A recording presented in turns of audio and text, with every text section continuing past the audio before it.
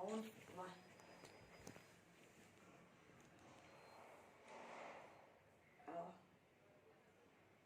అవును. అందుకే ఇల్లు తుడిపించుకోమ్మా, కొంచెం పని తగ్గుతుంది.